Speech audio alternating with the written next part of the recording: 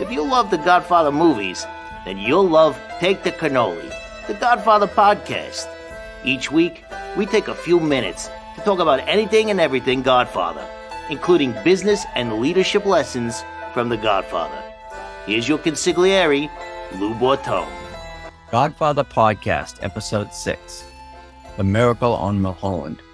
By the late 60s, the legendary star, once considered the greatest actor in the world, was an overweight, out-of-work, washed-up has-been. Worse yet, after a string of bad movies and a reputation for being difficult to work with, he was considered box office poison. No studio in Hollywood would touch him. So when Godfather author Mario Puzo and director Francis Ford Coppola told the studio execs at Paramount that they wanted the once great 47-year-old Marlon Brando to play the Godfather, the suggestion was met with ridicule. The very mention of Brando's name sent Paramount owner Hurricane Charlie Bloodhorn into a fit of rage. Studio head Robert Evans had said, "Anyone but Brando. Marlon is as dead could be." Another Paramount exec insisted that Brando would tank the movie. "He's washed up. He's finished," they warned Bloodhorn. In fact, studio president Stanley Jaffe had a meeting with Coppola and told him, quote, "As long as I'm president of the studio, Marlon Brando will not be in this picture, and I will no longer allow you to discuss it." I remember he was having a lot of problems. Every time he mentioned Brando's name, one of the executives is the right word, said, "If you mention his name again, you're out." And the guy who was then the president said, "As president of Paramount Pictures," these are his exact words, "as president of Paramount Pictures, Marlon Brando will never appear in this motion picture." Let me lay it on the line for you and your boss, whoever he is. Johnny Fontaine will never get that movie. I remember I just sort of fell on the floor and I said to them, at least give me a chance. They said, "All right. If, number one, he does the movie for nothing, if he does a screen test, and if he puts up a bond guaranteeing that none of his shenanigans will cause a delay, you can consider him." Now today it's hard to imagine anyone but Brando in the role of Don Vito Corleone, but at the time, everyone involved had an opinion about who should play the Godfather. Charlie Bloodhorn wanted Charles Bronson. Robert Evans proposed Burt Lancaster. Anthony Quinn and Ernest Borgnine were interested in the role, as was TV star Danny Thomas, who wanted the role so badly that he was considering buying a controlling interest in Paramount Pictures just to cast himself as the Don. But Puzo saw Marlon Brando as the lead character when he wrote the novel, and he had even sent Brando a handwritten note asking him to consider the part. Coppola agreed, and he fought Paramount fiercely until he finally wore them down. Studio president Jaffe eventually considered to at least consider Brando, but only if 3 nearly impossible conditions were met. First, the actor would be required to put up a bond of $1 million to ensure that his temperament or antics would not delay the movie's production. Second, Brando would have to forego his usual salary and agree to do the film for next to nothing. And third, and most unusual for a star of Brando's magnitude, he'd have to screen test for the role. Now, Jaffe knew that Brando refused to be tested for any role, so he figured that would be the end of it. But the conditions gave Francis just enough of an opening to try to find a way to convince Brando to consider the role.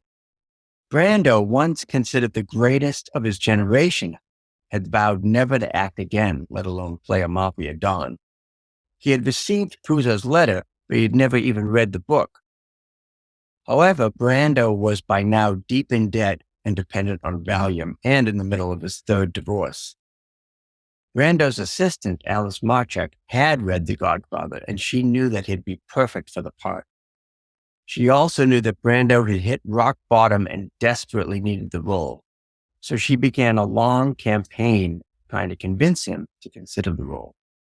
Director Coppola knew that anyone who played the Godfather had to possess star power of the highest order. He'd say, quote, "The Godfather needs an actor of such magnetism, such charisma, that just walking into the room could be an event." For Coppola, that meant luring Brando out of seclusion to take the part.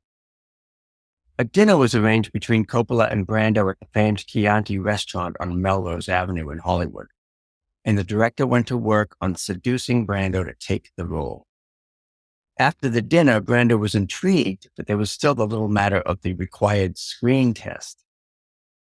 Now, Coppola admitted that he was, quote, scared shitless of Brando, and he knew he couldn't ask Brando to audition. Instead, Francis came up with the idea of doing what he called a makeup test, just a couple of people with a home camera experimenting a bit.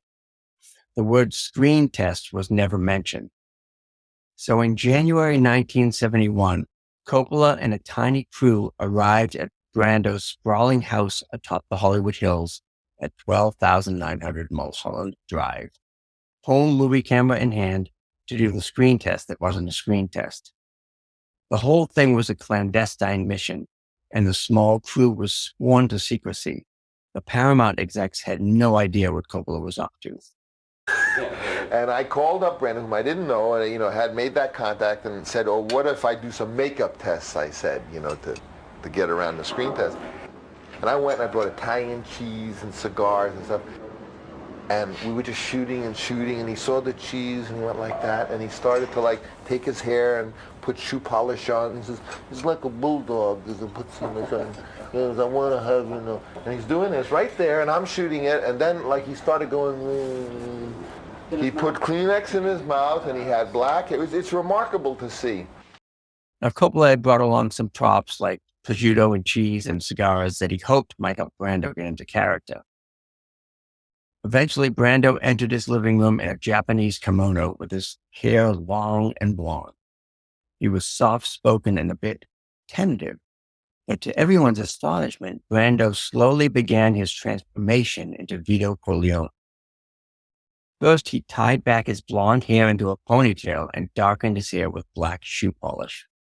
Then he stuffed some Kleenex into his cheeks to give himself jowls like a bulldog. He put on a bit more shoe polish on his upper lip to add a mustache, then lowered his voice to a gravel-like mumble.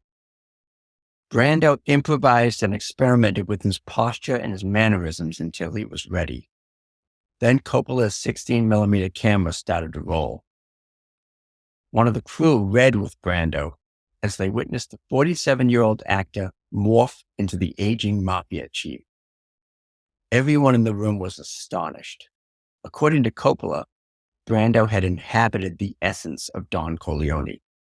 His consummate transformation was stunning and complete.